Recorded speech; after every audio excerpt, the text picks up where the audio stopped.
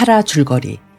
몽골군은 케레이트군을 초원으로 유인해 백병전을 승리로 이끌고 옹칸의 부하 자카간보는 칭기스칸에 붙으며 하살의 가족들을 양도한다. 한편 옹칸과 생굼을 탈주시킨 하닥의 충정을 인정해 그를 품은 칭기스칸은 언젠가 때가 오면 금나라를 공격할 생각을 다지고 도망간 옹칸 부자는 비참한 최후를 맞으며 케레이트족의 종말을 고한다. 나약한 타양칸은 즉흥적으로 나이만의 본대를 이끌고 몽골군을 치기 위해 출전하지만 매번 도망치기에 바쁘고 결국 제대로 싸워보지도 못하고 그들이 야만족이라고 부르는 몽골군에게 허망한 죽음을 당한다. 이 과정에서 나이만의 문화가 유입되고 위구르인 타타통가를 통해 몽골인들은 위구르 문자를 사용하게 된다.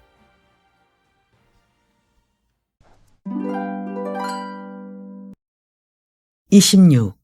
쿨란과 자무카. 그해 가을 칭기스칸에게 새로운 정보가 날아들었다. 나이만의 쿠추르그가 우두이드 메리키트의 우두머리인 토쿠토가와 우아스 메리키트의 우두머리 다이르 우순 등과 함께 사리들판의 오지에서 둔영하고 있습니다. 어디로 도망쳤는지 궁금했었는데 그런 곳에서 서성거리고 있었군. 보고를 받은 칭기스칸은 적의 병력이 자기 병력의 4분의 1밖에 안 된다는 사실을 알자 시간을 두고 군비를 정비한 뒤에 제베와 모아리들이 이끄는 부대들을 선봉군으로 내보냈다.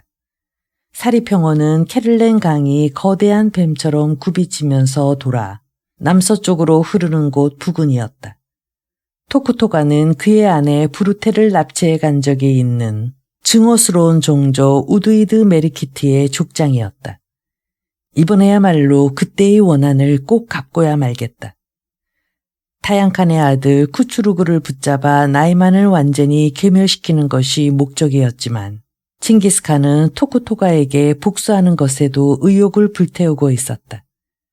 그나저나 자무카는 어디로 사라진 것일까?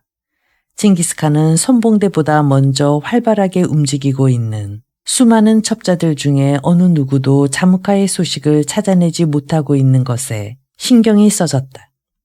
칭기스칸과 싸우기 위해 준비를 갖추고 있던 적들 중에서 맨 앞에 둔영해 있던 것은 토쿠토가의 부대였다.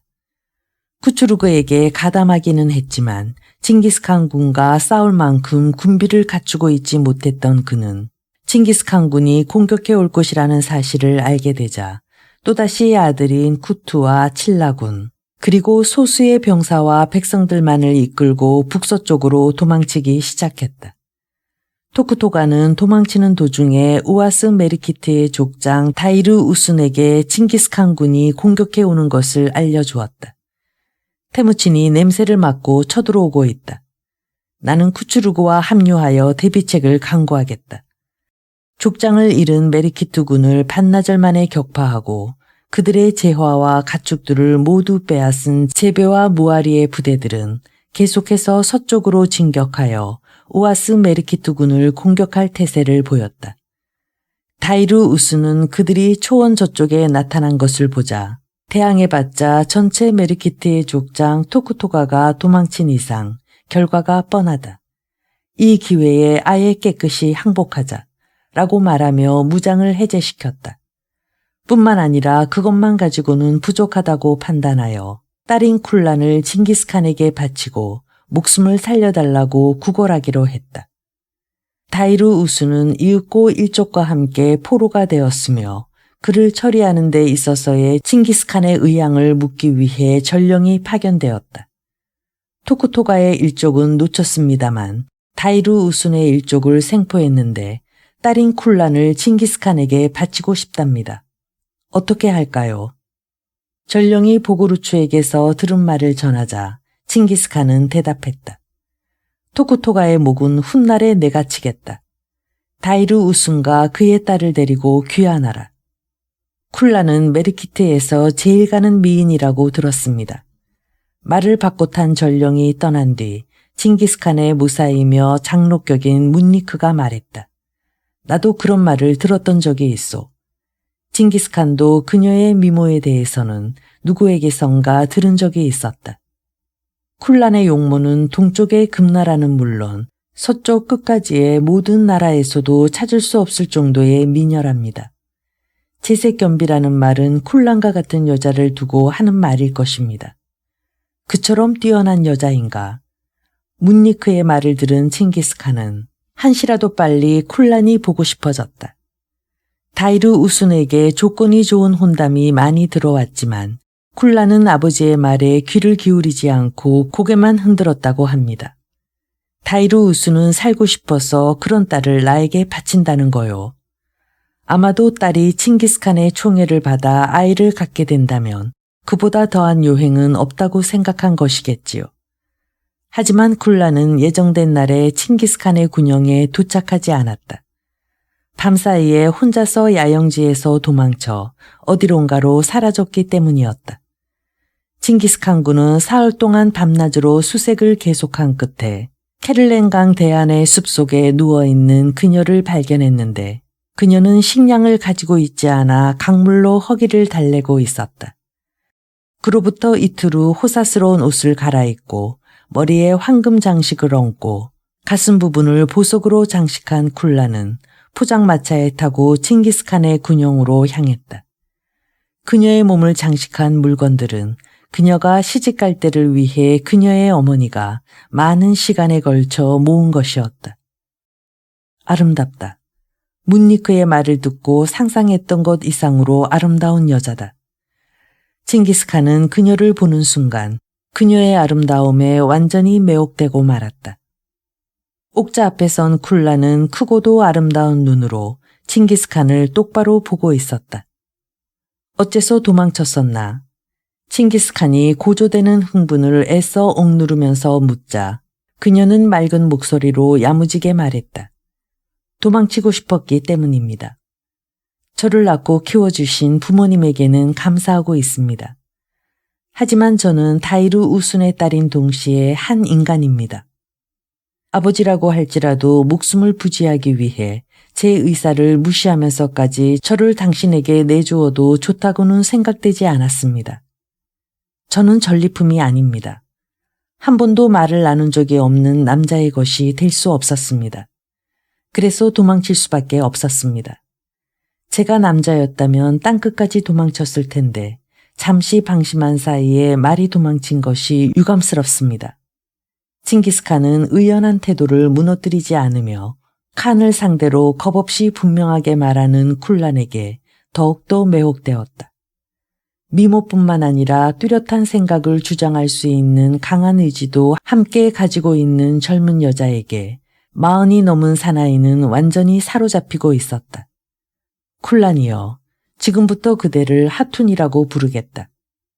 칭기스칸은 이미 결심하고 있었다. 아들에게 그녀를 줘야겠다는 마음을 바꾸고 그녀를 제2부인으로 삼았다. 하툰은 기부인을 뜻하는 말이다. 앞으로는 서로 인간으로서 시간을 가지고 여러 가지 이야기를 나누어 보자. 그대가 나를 이해하고 내가 그대를 이해하기 위해서 말이야. 어떤가? 칭기스칸의 상냥한 한마디가 젊은 처녀의 심금을 울렸다. 그것은 때로는 관대하고 때로는 잔인하게 사람을 죽이는 인간이라고 들었던 칭기스칸에 대한 느낌을 풀 수 있는 순간이기도 했다. 비록 말로 표현하지는 않았지만 쿨란은 감사하는 마음을 두 눈에 담으며 칭기스칸 앞에서 무릎을 꿇었다. 즉시 쿨란 하툰이 생활할 천막이 세워졌다. 그녀에겐 칭기스칸의 정식 부인 부르테 다음인 제2부인 자리가 주어졌다. 예수인은 제3부인, 예수계는 제4부인이 되었다. 구르베수비는 기타 후궁으로 격화되었다. 어느샌가 다시 겨울철이 다가오고 있었다. 쿠추르구와 토쿠토가를 공격하는 때를 연기한 칭기스칸은 외룬과 부르테가 기다리고 있는 오눈강 상류로 돌아가지 않고 눈바람을 맞기에 적합한 알타이산 남쪽의 붉은 봉우리 사면에서 겨울을 보내기로 했다. 해가 바뀌어 1205년 봄, 쿨란과 함께 더없이 달콤한 생활을 하고 있던 칭기스칸에게 급한 보고가 날아들었다. 나이만의 쿠추르구가 메르키트의 토쿠토가와 함께 부쿠부르마 강변에서 전투 준비를 갖추고 있습니다. 그래, 그놈들이 2번 다시 모일 수 있는 기회를 주면 안 된다. 칭기스칸은 붉은 봉우리에서의 동면 생활을 중지하고 즉시 출전했다. 수기와 시위만을 남겨둔 채 거의 전군을 이끌고 부쿠두루마 강이 있는 이르티슈 상의 상류로 향했다. 그 해의 기후는 비교적 온난한 편이어서 칭기스칸이 이르티슈 강에 이르렀을 때 얼어붙었던 강은 이미 알타이 산에서 흘러내려오는 눈 녹은 물을 더하면서 도도하게 흐르고 있었다. 강줄기를 따라 진군을 계속한 칭기스칸은 이윽고 전방에 보이는 토쿠토가의 둔영지를 확인했으며 우렁찬 소리를 내면서 흐르는 부쿠두루마 강을 오른쪽에 두며 포진했다. 드디어 토쿠토가의 최후를 볼 때가 왔다. 말에 탄 토쿠토가는 큰 소리로 말하면 들을 수 있는 거리에 있었다. 칭기스칸은 한동안 오랜 세월에 걸쳐 계속된 토쿠토가와의 싸움에 대해서 생각했다. 그는 원수이기는 했지만 뭐라고 표현하기 힘든 친근감이 느껴지는 인간이었다. 그는 적인 동시에 삼림의 백성의 영웅으로 살아온 인간이기 때문이었다. 토쿠토가가 긴 칼을 휘두르는 모습이 보였다. 그의 후방에 버티고 선 나이만의 잔당은 쿠추르구가 명령을 내리기를 기다리고 있었다. 토쿠토가 군에서 함성이 일어났는데 그다지 기세가 좋은 소리는 아니었다. 토쿠토가가 이끄는 메르키트의 잔당은 칭기스칸 군이 돌격을 감행하며 화살을 쏘아대기 전에 죽을 각오로 먼저 공격을 감행할 생각인 것 같았다. 토쿠토가는 여기서 생명을 버릴 결심이로군. 칭기스칸은 본능적으로 그렇게 생각했다. 토쿠토가 군은 한 줌밖에 안 되는 병력인데도 선제 공격을 감행해 오고 있었다. 백전노장 토쿠토가는 그 결과가 어떤 것인지 너무나 잘 알고 있을 것이었다. 다른 자들은 거들떠보지 마라. 토쿠토가만 노려라. 쏘아진 화살들이 빗줄기처럼 토쿠토가에게 집중적으로 날아들고 있었다. 긴 칼을 높이 치켜든 토쿠토가가 칭기스칸 군을 향해 돌진해 오고 있었다. 하지만 그는 다음 순간 온몸에 화살을 맞으며 말에서 떨어졌다. 토쿠토가의 아들들이 말에서 뛰어내려 고슴도치 같은 형상이 된 아버지에게 달려갔다. 하지만 토쿠토가는 이미 엄청나게 많은 피를 흘리면서 죽어 있었다. 토쿠토가가 쓰러진 것을 본 메르키트 군은 앞을 다투며 강변을 따라 도망치기 시작했다. 하살, 뒤처리를 부탁한다. 칭기스칸이 뒤늦게 명령하자 하살의 부대가 메르키트 군을 추격하기 시작했다. 동시에 천호장관 아르카이 하살의 부대는 쿠추르구 군에게 돌진해 갔다. 스베테이, 너도 메르키트의 잔당을 추격하여 토쿠토가의 아들들을 사로잡는다. 네. 힘차게 대답한 스베테이는 말잔등에 채찍을 휘둘렀다. 하! 하! 스베테이의 부하들도 일제히 전차를 끊는 4마리의 말들을 채찍으로 때렸다. 그 전차들은 산악지대에서의 전투에 대비해 겨울을 지내는 동안 칭기스칸이 만들게 한 것이었다. 하살의 부대에게 몰린 메르키트 군의 패잔병들은 부쿠두루마 강에서 이르티슈 강까지 도망치긴 했지만 제대로 대항해보지도 못한 채 강물로 뛰어들어 분류에 휩쓸리며 익사한 자들이 대부분이었다. 아르카이 하살이 이끄는 부대의 격렬한 공격을 받은 나이만 군도 결과는 비슷했다. 전차를 가진 스베테이의 부대가 추가된 칭기스칸 군에 쫓겨 간신히 도망쳐 메르키트 군의 잔당과 합류한 나이만의 병사들은 이르티슈 강의 여우를 건너자 뿔뿔이 흩어지며 사방으로 도망쳤다. 이번에도 또 패했지만 아직 끝나지 않았다. 언젠가 반드시 테무친의 목을 치고야 말겠다. 그날이 올 때까지 어떻게 해서든지 살아남아야 한다. 나이만의 쿠추르구는 도망치면서도 여전히 강한 다짐을 되풀이했다. 도망치고 또 도망친 쿠추르구는 위구르족의 땅을 통해 서남쪽에 위치하고 있는 투르케스탄으로 향했다. 서요의 비호를 받아 다시 군비를 갖추어 칭기스칸의 몽골군과 다시 싸울 계산에서였다. 소요는 요나라가 금나라에게 멸망당했을 때 요의 왕족이었던 야율대석이 도망쳐 투르케스탄에 세운 나라이다. 쿠추르구가 소요로 향했을 때 왕은 3대 황제인 칠루쿠였다. 우리 나이만과 아무런 원한 관계도 없는 칠루쿠는 아마도 내 청을 받아줄 것이다. 소요는 영토가 넓고 백성들도 많다. 시간을 가지고 노력한다면 반드시 테무친과 싸울 수 있는 힘을 얻게 될 것이다. 쿠추르구가 서요로 찾아간 이유는 그것에 있었다. 칭기스칸은 결국 쿠추르구나 토쿠토가의 아들들을 생포하지는 못했지만 나이만과 메르키트를 괴멸시키는 데는 성공했다. 남은 것은 이제 소재불명인 자무카뿐이었다. 그런데 그 자무카가 너무나도 엉뚱한 모습이 되어 난데없이 칭기스칸 앞에 나타나는 사건이 발생했다. 자무카가 자기의 부하들에게 포박되어 끌려왔습니다. 갑자기 천막 안으로 들어선 보고루추가 보고하자 칭기스칸은 금방 대답할 말을 찾지 못하며 얼떨떨해하는 얼굴이 되었다. 어느 시족에서도 받아주지 않아 그동안 도적으로 전락해 살아온 것 같습니다. 만나시겠습니까? 자무카가 도적으로. 칭기스칸은 망설이지 않을 수 없었다. 자무카는 오랜 시간에 걸친 숙적이지만 안다가 되기로 약속한 상대이기도 했다. 당장 만나고 싶다는 생각과 몰락한 모습을 보고 싶지 않다는 생각이 교차했다. 5명의 부하들은 상금을 받으려고 자무카를 끌고 온 것입니다. 그자들을 어떻게 할까요? 자무카에게 깨끗한 옷을 주어라. 5명의 사나이들은 자무카의 이야기를 다 들을 때까지 가둬두어라. 그로부터 얼마 후 정장을 하고 변발을 가지러 나겠다은 자무카가 군영 안으로 들어왔다. 꿈속에서도 생각하지 못했다. 이런 모습으로 자네와 다시 만나게 될 것이라고는. 자무카가 엷은 입술을 일그러뜨리면서 말하자 칭기스칸은 이윽고 입을 열었다. 안다 자무카여, 앉아서 이야기하자. 5마리의 들개들이 덤벼들어 나를 붙잡아 버렸네. 세상이 말세가 되었어. 노예들이 주인을 붙잡다니 말이야. 하지만 그 덕분에 이렇게 안다와 재회하게 되었다.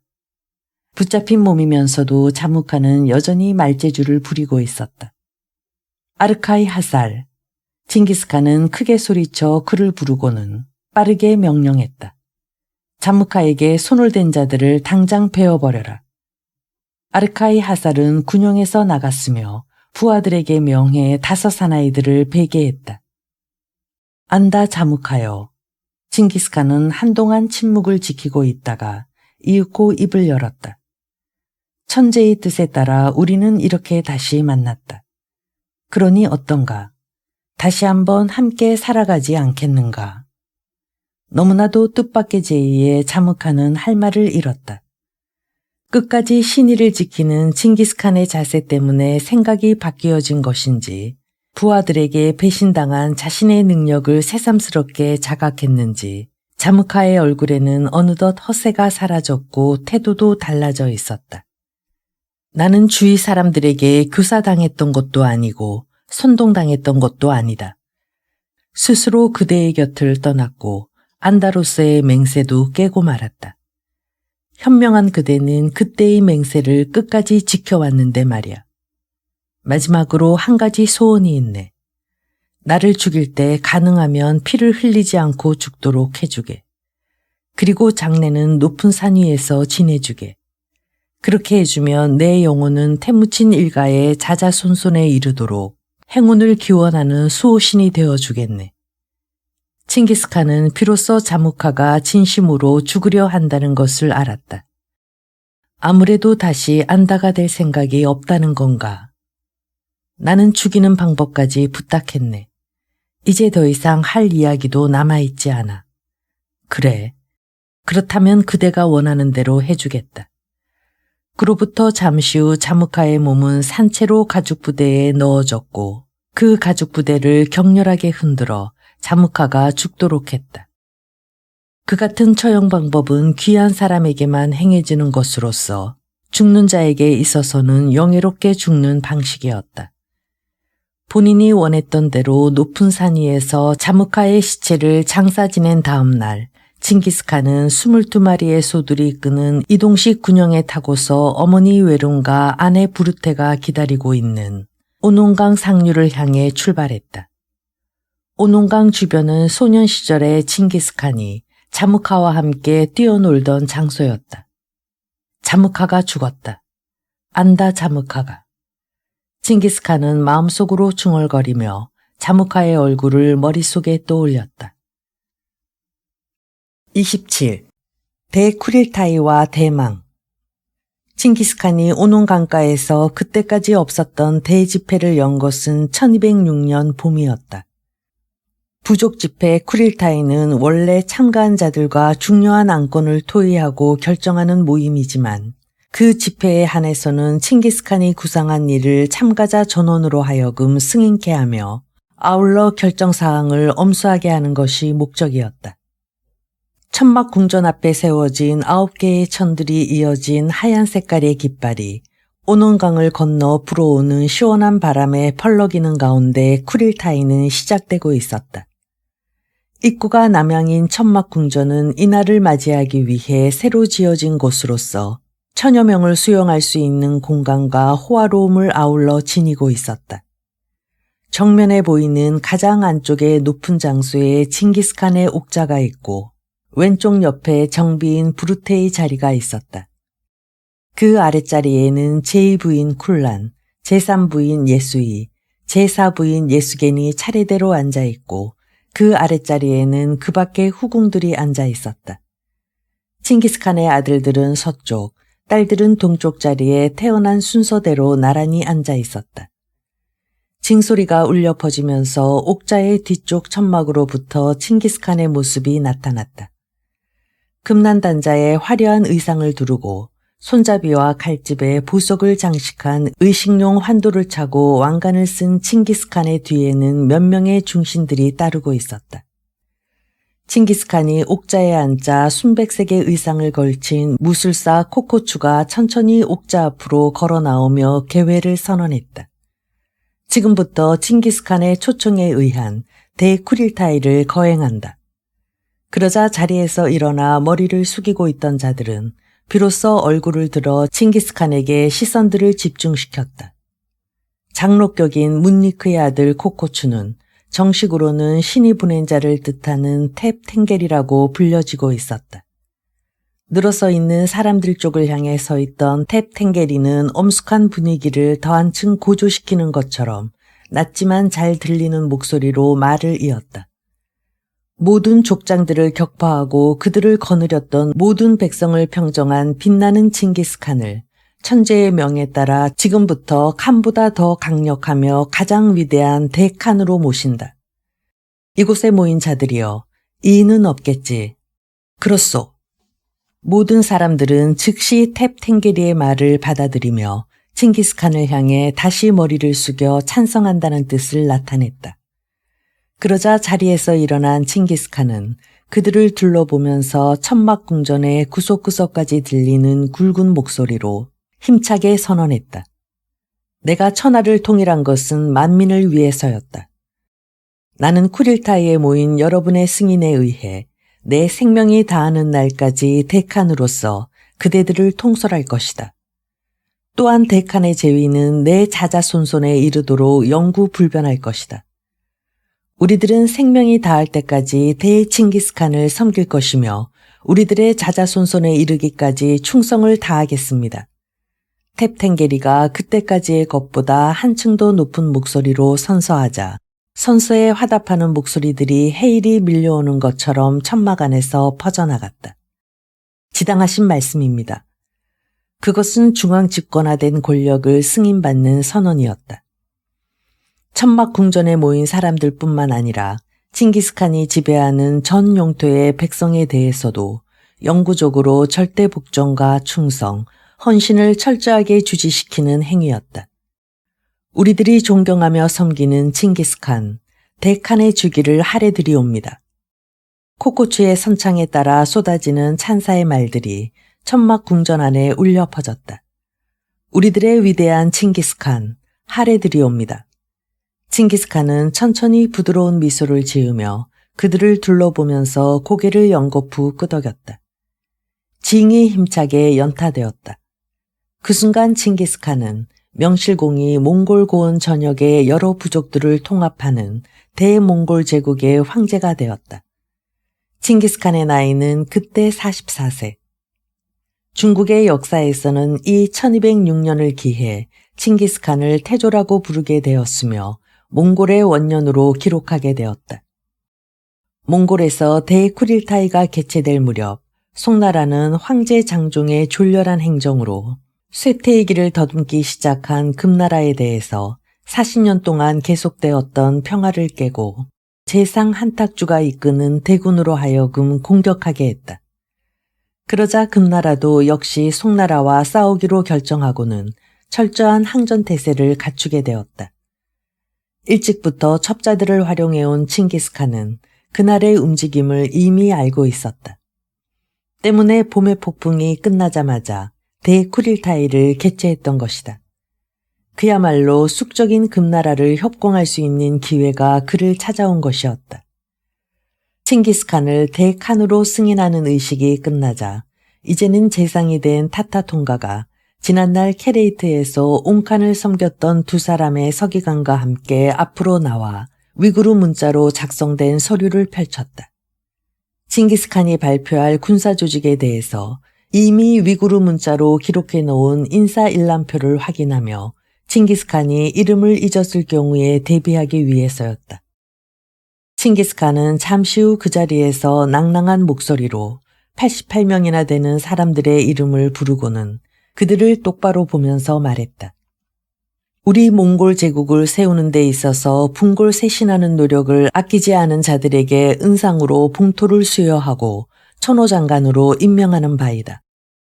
어릴 때부터 얼굴과 이름을 기억하는 재능이 뛰어났던 칭기스칸은 그들의 이름을 다 부를 때까지 단 한 번도 탁자 앞에 서 있는 서기관들 쪽으로 시선을 보내지 않았다. 한마디로 말해서 천호장관이지만 본인의 능력에 따라 혼자서 3,000명이나 5,000명의 부하들을 거느리는 자들도 있었기 때문에 실질적으로는 95개의 천호 부대들이 탄생했다. 따라서 88명의 천호 장관들이 이끄는 실제 병력은 95,000기가 되었다. 칭기스칸은 이어서 타타통가로 하여금 몽골 제국을 건설하는 데 있어서 특별한 공로가 있는 사람들의 이름을 하나씩 부르게 했다. 그것은 대쿠릴타이에 참석한 모든 사람들에게 소개하여 칭기스칸과 고락을 함께한 자들의 이름을 확실히 기억하도록 하는 것과 동시에 공을 세우면 반드시 보답을 받는다는 것을 가르치는 의미를 담고 있었다. 신하들을 한 사람씩 불러 공을 치하하는 의식은 오랫동안 계속되었고 마지막으로 군사조직에 관한 발표가 있었다. 먼저 밤의 위병인 수기는 80명이었던 것을 1,000명으로, 낮의 위병인 시위는 70명에서 단번에 8,000명으로 늘어났다. 그때까지 400명으로 편성되었던 전통사들은 1,000명으로 늘렸으며 지고리메의 아들인 예순태가 제1반장이 되었다. 수기와 시위, 전통사는 설명할 것도 없이 목숨을 걸고 칭기스칸을 지키는 친위대인데 칭기스칸은 그들 반장을 친위대의 장로격이라는 뜻을 담아 나이에 상관없이 숙노라고 부르기로 했다. 칭기스칸이 정해놓은 군율은 다음 날에 발표하기로 하고 그날의 대쿠릴타이는 일단 막을 내렸다. 천막 궁전으로 엄청난 양의 술잔과 음식이 운반되었고 또 하나의 천막에서 대기하고 있던 악사와 무용수들이 들어왔다. 대연회의 준비가 끝나자 징소리가 울려 퍼지면서 일단 밖으로 나갔던 칭기스칸과 정비 부르테가 다시 모습을 나타냈다.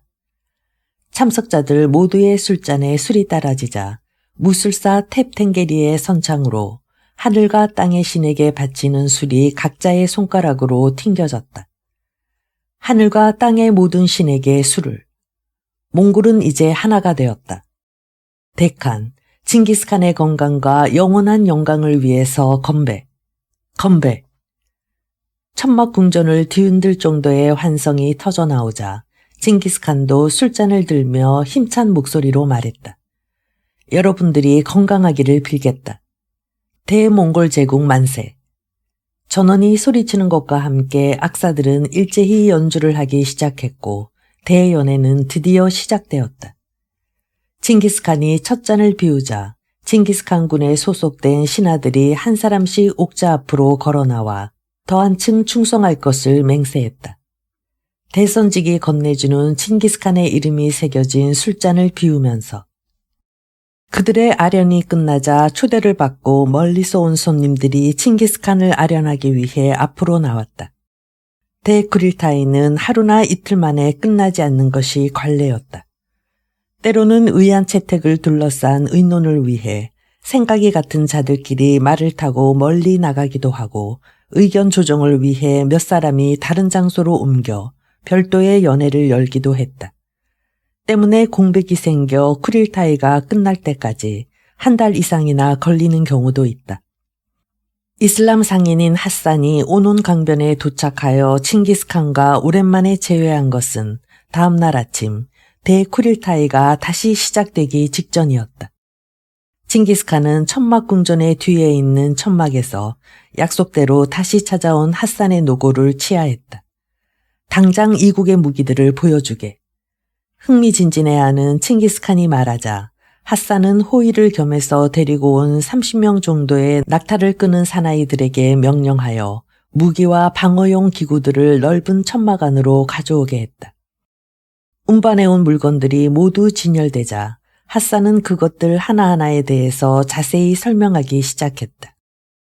칭기스칸은 손수 견본들을 하나하나 들어 성능과 사용법을 확인해 보면서 신하들에게 해보도록 했다. 어떻습니까? 마음에 드는 것이 있으신지요? 그래, 이건 매우 좋은 것 같아. 여러 종류의 도검들 중에서 칭기스칸의 관심을 끈 것은 그때까지 자기가 사용했던 것보다 칼날이 얇으면서 날카로운 환도였다.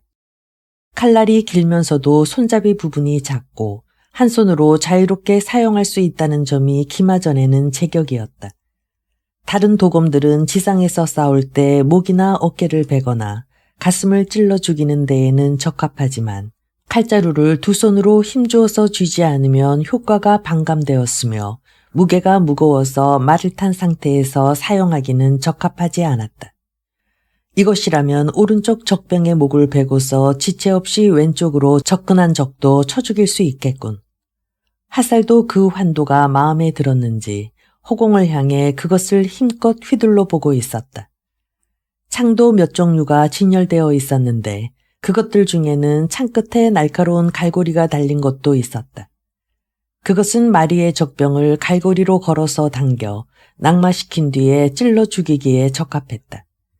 하지만 칭기스칸이 직접 들어보니 너무 길고 무겁다는 문제점이 있어 말을 타고서 사용하려면 개량의 여지가 있을 것 같았다. 몇 가지의 전투용 도끼들도 비슷한 결점을 가지고 있었다. 그런데 둔중해 보이는 철제투구는 실제로 써보니 의외로 가벼웠으며 그때까지 몽골군이 사용해온 긴 칼로 쳤을 때 칼날이 부러질 정도의 강도를 가지고 있었다. 따라서 강도를 줄이지 않고 좀 더 가볍게 하기 위해 양쪽에 달린 얼굴과 목을 보호하는 쇠사슬 덮개를 가죽으로 만든 가벼운 덮개로 바꾸면 몽골군에게 적합한 투구가 될 것 같았다. 결국 환도와 투구는 그때까지의 몽골 것보다 기술 수준이 높아 즉시 실전에서 사용할 수 있을 것 같다고 생각한 칭기스칸은 친위대 반장들의 의견을 들은 뒤에 구입하기로 결정했다. 감사합니다. 그리고 저것은 꼭 실물을 보고 싶은데. 아, 네. 칭기스칸은 이미 보고 지나갔던 도면 쪽으로 시선을 옮기고 있었다. 현물을 가지고 오지는 않았지만 핫산은 칭기스칸에게 괴자 목패와 투석기 도면을 보여주었던 것이다. 괴자 목패는 굵은 나무들로 엮은 성공격용의 사다리이며 동시에 적이 던지는 돌을 막을 수 있는 강력한 무기였는데 칭기스칸은 그것에 적지 않은 관심을 보이고 있었다. 투석기는 포라고도 불리는데 글자의 뜻 그대로 돌을 쏘아 성벽을 부수고 성벽 위에서 공격하는 적병에게도 타격을 주어 전투를 유리하게 이끄는 무기이다. 그런데 두 가지 무기들은 실제로 싸움터에서 사용할 경우 40명 정도의 병사들이 필요할 만큼 부피가 매우 컸다. 따라서 해체하여 낙타에 싣고 온다고 해도 멀리 코라줌으로부터 운반해 오려면 부담이 너무도 컸다. 또한 많은 낙타들을 동원해 운반한다고 해도 오는 도중에 어떤 나라의 부대를 만나 운반하는 목적을 추궁당한 끝에 압수당할 가능성이 많다고 생각하여 우선 도면만 가지고 왔던 것이다. 이것들을 갖추게 되면 병사들도 따로 훈련을 시켜야 되겠군. 괴자 목패와 투석기는 금나라 앞에 커다란 뱀처럼 버티고 있는 만리장성을 돌파할 때 없어서는 안 될 무기라고 생각한 칭기스칸은 당장이라도 두 가지 무기의 성능을 시험해보고 싶었다. 이 도면은 상당히 정확한 것 같으니 우리 쪽에서 만들어 보는 것이 어떨까요? 도면을 유심히 살피고 있던 아르카이 하살이 말하자 칭기스칸은 머리를 저었다. 어떤 무기도 미묘한 점에서 착오가 생기면 쓸모가 없다. 다소 시간이 걸리더라도 핫산의 나라에서 기술자를 불러오는 것이 좋을 거다. 칭기스칸은 핫산에게 시선을 옮기면서 물었다. 나를 위해 다시 한번 수고해 줄 수 있겠나? 핫산은 두 손을 비비면서 대답했다. 먼 곳에서 불러오려면 많은 시간과 보수가 필요합니다. 그것을 인정해 주신다면 기술자를 불러오는 것이 가능할 겁니다. 보수는 원하는 대로 주겠다. 그 대신 서둘러 주기 바란다. 그렇다면 드디어 숙적인 금나라를. 여행하는 도중에 알아낸 정보입니다만 송나라의 대장 한딱주는 금나라와의 싸움이 시작되자마자 고전을 면치 못하고 있는 모양입니다. 일단 환도와 투구를 매입하는 상담을 매듭지어준 보답으로 핫산은 묻지도 않은 정보를 흘렸다. 금나라와의 싸움을 계속한다면 틀림없이 패배할 것이라는 소문이 자자합니다. 한딱주가 고전하고 있다고. 자세히 말해보라. 무칼리가 자기도 모르게 다가서면서 묻자 핫산은 정색을 하면서 말을 이었다. 영종을 옹립했던 한탁주는 고종의 왕후와 인척인 관계를 믿고 승진을 원한 나머지 그것을 저지한 우승상 조여우에게 원한을 품고 재상이 된 관계의 모사로서 금나라에 도전한 이유도 금나라를 멸망시켜 자기의 권세를 강화하기 위해서라고 들었습니다. 헌데 금나라의 장종은 이렇다 할 작전을 세우지 못하는 문인 황제입니다. 더욱이 아직 40이 되지 않았는데도 호사스러운 생활에 흠뻑 젖어왔기 때문에 최근에는 병석에 눕는 일이 잦다고 합니다. 그러니까 젊은 나이에 죽을 날이 가까워졌다는 건가? 금나라는 국가의 정책이 치졸하여 여진인과 한인과의 반목이 더욱 심해진 상태인데 설상가상으로 금나라의 전쟁 문제까지 생겨 내후외환에 시달려 몸이 쇠약해진 장종은 책도 읽지 못하며 누워있다는 소문입니다. 하지만 송나라가 도전한 금나라는 일찍부터 장성을 구축할 정도로 국방에는 신중한 나라입니다. 금나라에는 오랜 전쟁의 역사가 있으며 아직도 뛰어난 장수들이 많이 있습니다. 장종에게 만일의 사태가 발생한다고 해도 송나라의 군대를 맞아서 싸울 장수들은 부족하지 않을 것입니다. 만일 장종이 죽게 되면 누가 그 뒤를 계승하게 되나? 무아리가 집요하게 묻자 핫산은 잠시 생각하는 표정을 짓다가 말했다. 이건 어디까지나 소문에 불과한 이야기입니다만 금나라의 5대 황제 세종의 7번째 아들인 위소왕이라더군요. 위소왕이라. 칭기스칸도 그 이름 정도는 알고 있었다. 현재의 황제 장종은 그의 조카인 것이다. 위소왕은 상당한 야심가인데 장종과는 대조적으로 저돌적으로 맹진하는 성격이었으며 황제가 될 만한 인물이 못 된다고 듣고 있었다. 그런 위소왕이 황제가 된다는 소문이 나돌고 있다면 금나라도 그리 오래 가지 못할 것이라는 생각이 들었다. 금나라를 공격할 수 있는 기회는 확실히 무르익고 있었다. 대쿠릴타이도 그것 때문에 개최된 것이었다. 하지만 송나라의 도전을 받은 금나라는 저력을 발휘하여 급히 군사력을 증강시켰다. 그러한 금나라와 싸우기 위해서는 핫산이 도면으로 보여준 무기가 필요하다고 고쳐 생각한 칭기스칸은 무기 기술자가 도착하여 궤자 목패와 투석기를 완성시킬 때까지 출전을 연기해야겠다고 결정했다.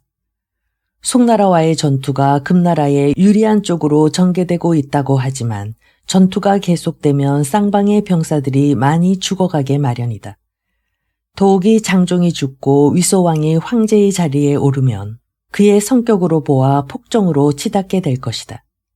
그렇게 되면 백성들 사이에서 반드시 폭동이 일어나게 될 것이다. 전쟁과 폭동으로 인해 금나라는 더욱 피폐해진다. 그러니 미리 서둘러서 출전할 필요는 없다. 칭기스칸은 마음속으로 그 같은 생각을 하고 있었다.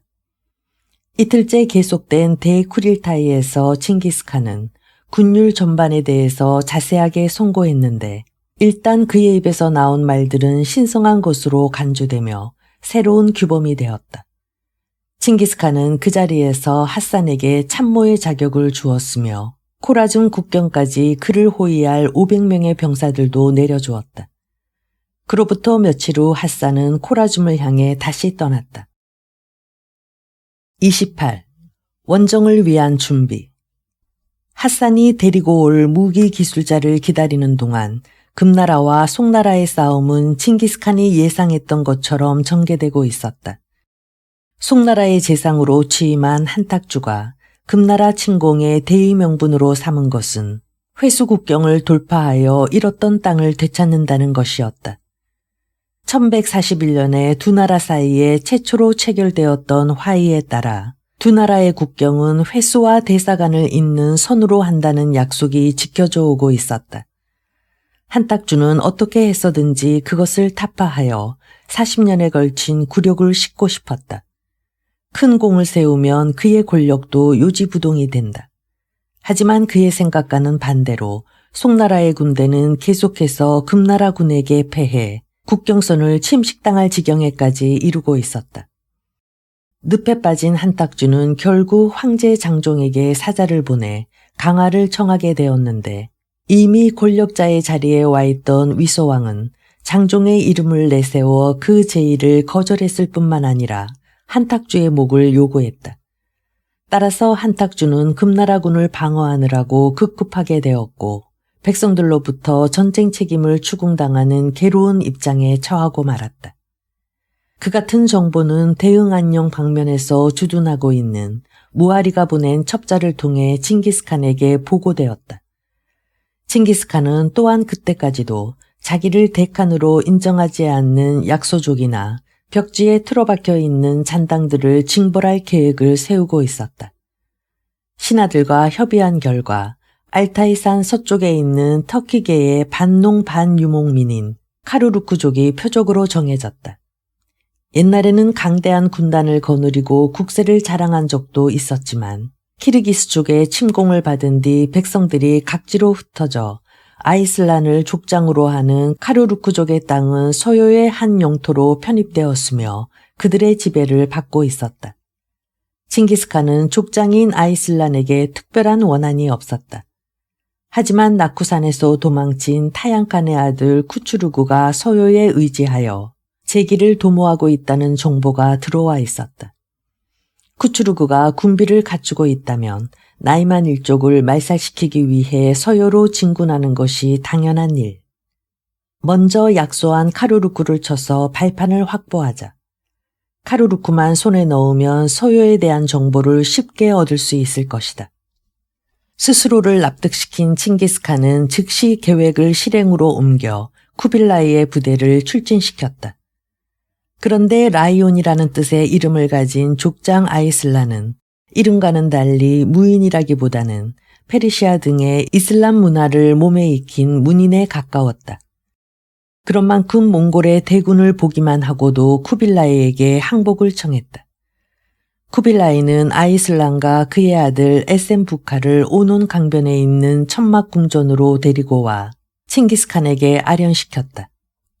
우리들 카루루크는 단 한 번도 몽골에 대항한 적이 없습니다. 또한 우리 영토는 좁기는 하지만 페르시아어에 능통한 학자나 이슬람교의 성직자들이 많이 있습니다.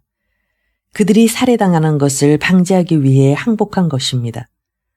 아이슬란이 지적인 빛이 감도는 눈을 빛내면서 정직하게 말하자 칭기스칸은 부드러운 목소리로 대꾸했다.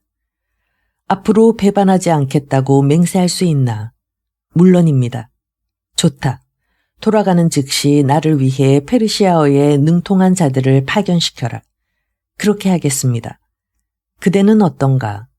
칭기스칸은 이어서 아버지와는 대조적으로 무인의 품격을 갖추고 있는 아들에게 물었다. 자자손손에 이르기까지 대몽골 제국의 반기를 드는 일은 절대로 없을 것이라고 맹세하겠습니다. 저의 싸움터는 오늘부터 칭기스칸 군과 함께 진군할 장소가 될 것입니다. 솔직하게 항복하고서 우리 군과 힘을 합치겠다고 맹세했으니 상을 내리겠다. 칭기스칸은 그들 부자의 말에 만족하고 있었다. 칭기스칸의 인덕에 감명을 받은 아이슬란 부자는 바라슈 호반으로 돌아오자 페르시아어에 능통한 천문학자와 역사학자를 뽑았다. 그들 학자를 칭기스칸에게 보낸 후 아이슬란에게 예상치 못했던 난제가 생겼다. 소여의 왕인 구루칸이 호탄 국왕이 반란을 일으켰다. 즉시 출전하여 그를 말살하라는 명령을 내린 것이었다. 호탄은 곤륜산맥 북쪽 기슭에 위치한 오아시스 도시이다. 예로부터 천산남로와 서역남로의 요지에 있어서 인도와 페르시아 문화가 교류하는 요충지였다. 당시의 호탄은 서요 왕국에 속해 있었으며 백성의 반 이상이 이슬람교를 믿고 있었는데 구루칸의 압정으로 고생을 하고 있었다. 따라서 그들을 토벌하라는 명령은 문인인 아이슬란에게 있어서 받아들이기 어려운 문제였다. 구루칸은 자기 휘하의 병사들을 희생시키지 않고 호탄을 진압하려고 하는 것이다. 그의 검은 마수는 머지않아 같은 이슬람교도인 나에게도 미칠 것이 틀림없다. 취약한 성격의 아이슬란은 결국 고민을 계속하던 끝에 스스로 독을 마셔 목숨을 끊고 말았다. 그러자 아버지의 뒤를 이어 카루루크족의 족장이 된 아들 예센 부카는 아버지는 구루칸에 의해 살해당한 것이나 마찬가지다 라면서 서요의 왕에게 반기를 들었고 칭기스칸에게 원군을 청했다. 그것이 쿠추루구를 치려는 것 이외에 또 하나의 원인이 되어 칭기스칸은 마침내 서요로 원정할 결심을 굳히게 되었다. 쿠추루구의 말로도 크게 다를 것이 없었다. 한편 뛰어난 말재주로 소요의 왕 칠루쿠의 마음을 사로잡아 신임을 얻게 된 쿠추루구는 결국 공주를 아내로 맞았으며 권력의 자리도 얻었다. 그리고는 야망을 이루기 위해서 돌진했다. 그는 먼저 늙은 칠루쿠를 퇴위시키고 스스로 서요의 왕이 되었다. 이어서 징기스칸에게 충성을 맹세했다고 들은 카루루쿠족을 공격하여 귀족 계급의 사람들을 모조리 죽였다. 그리고는 호탄과 카슈가르 지역으로도 침공하여 그곳의 백성들에게 자기에 대한 충성을 맹세하게 하고 이슬람교에서 불교로의 개종을 강요했다. 하지만 그러한 폭거가 화근이 되어 백성들이 일제히 봉기하여 쿠추루구의 발판을 흔들어 놓게 되었다. 그 기회를 놓치지 않고 공격을 감행한 것이 칭기스칸의 명을 받아 출전한 제베의 대군 2만기였다. 호탄이나 카슈가르를 평정할 때만 해도 몽골군과 싸울 만한 군사력을 가지고 있던 쿠추루구였지만 그의 세력은 크게 약화되어 있었다. 하늘이 준 기회를 놓쳤다. 영토를 확대하기 전에 몽골군과 싸워야 했었다. 자신의 잘못을 깨달은 쿠추루구는 불과 며칠 동안만 몽골군과 싸우다가 카슈가르로 도망쳤다. 그런데 쿠추루구를 추격하여 카슈가르로 접근한 제베는 싸우기 전에 주민들의 신앙의 자유를 인정한다고 선포했다. 그러자 주민들이 쿠추루구를 받아들이지 않고 괭이나 도끼를 휘두르며 쿠추루구의 병사들을 학살하는 상황이 벌어졌다. 결국 음식도 제대로 구할 수 없게 된 쿠추루구는 파미르 고원으로 도주했으며 대룡호라고 불리우는 카라쿨호 부근에 이르렀을 때 제베의 병사들에게 잡혀 목이 잘려지고 말았다. 그것은 나이만족 자체가 완전히 소멸되는 순간이기도 했다. 금나라와의 전쟁을 시작하기에 앞서 해놓아야 할 또 하나의 작업이 있었다. 그것은 엄청난 수에 이른 몽골 국내의 백성들을 가족들에게 분배하여 통치케 하는 체제였다. 혈연 관계가 있는 자라면 원정으로 인해 자리를 비우더라도 안심하고 나라를 맡길 수 있다고 칭기스칸은 생각했다.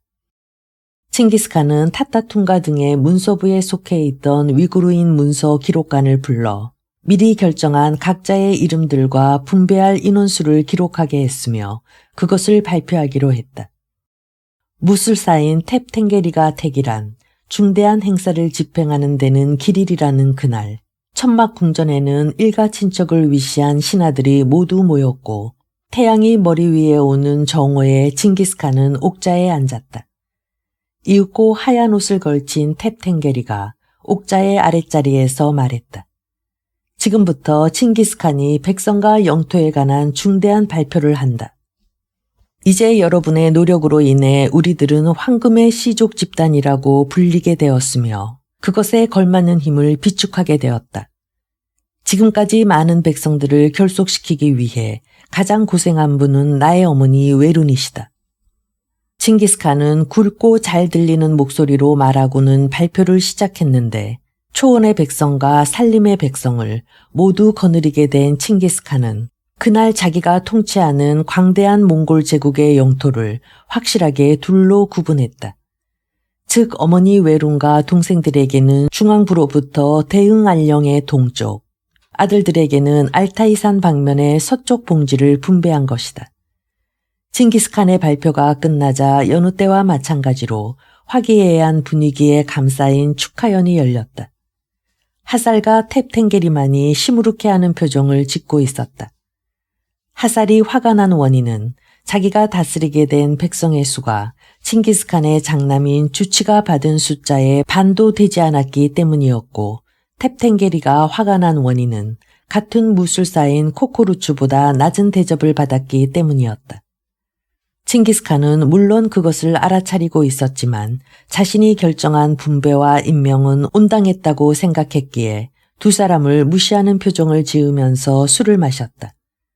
넓은 봉지를 받기는 했지만 칭기스칸의 어머니와 형제 그리고 아들들은 금나라로의 원정이 결정될 때까지는 봉지로 부임하지 않고 그때까지와 마찬가지인 생활을 계속하기로 했다. 오랜만에 평화로운 생활을 즐기고 있는 칭기스칸에게 금나라와 송나라의 싸움에 관한 정보는 계속해서 들어왔다. 그 같은 정보들 중에서 칭기스칸이 관심을 갖게 된 것은 금나라의 화평교섭을 완강하게 거절한 한탁주가 송나라 백성들의 비난을 받아 군정과 국정의 최고 책임자의 자리인 평장 궁국사에서 파면되었을 뿐만 아니라 재상의 자리도 잃었다는 것이었다. 따라서 칭기스칸은 확신했다. 내가 예상했던 대로 한탁주는 머지않아 암살되어 전쟁의 종지부가 찍히게 될 것이 틀림없다. 칭기스칸의 확신은 들어맞고 있었다. 송나라에서는 그즈음 비밀리의 예부시랑인 사미온 등이 한탁주를 암살할 계획을 세우고 있었다. 남은 일은 황제인 명종의 왕후 양씨를 설득하여 영종에게서 암살을 승인받는 것이었다. 양씨의 오빠인 양차산은 금나라와의 개전을 강행한 한탁주에 대한 격한 적개심을 불태우고 있었다. 사미온과 양차산에게 설득당한 영종은 금나라와의 싸움을 계속해봤자 국토가 황폐해질 뿐이라고 생각했으며 결국 자기를 황제로 추대한 한탁주를 암살하는 문제를 인정했다. 한탁주가 암살되었습니다. 라는 보고가 칭기스칸에게 들어온 것은 혈연 관계가 있는 자들에게 백성과 영토를 분배한 지 몇 달 후인 1207년 11월이었다. 추운 바람이 몰아치고 눈발이 날리는 12월이었기 때문에 송나라는 한탁주의 목을 금나라로 보내는 것을 이듬해로 미루었고 금나라와 송나라 사이에는 해빈과 함께 화의가 성립되었다. 한탁주를 암살하려고 계획했던 사미원과 양차산이 송나라의 권력을 장악했습니다. 새로운 정보가 칭기스칸에게 날아들었지만 칭기스칸의 관심은 다른 데 있었다. 누가 송나라의 실권을 쥐건 나는 관심이 없다. 내가 갈 곳은 어디까지나 숙적 금나라다.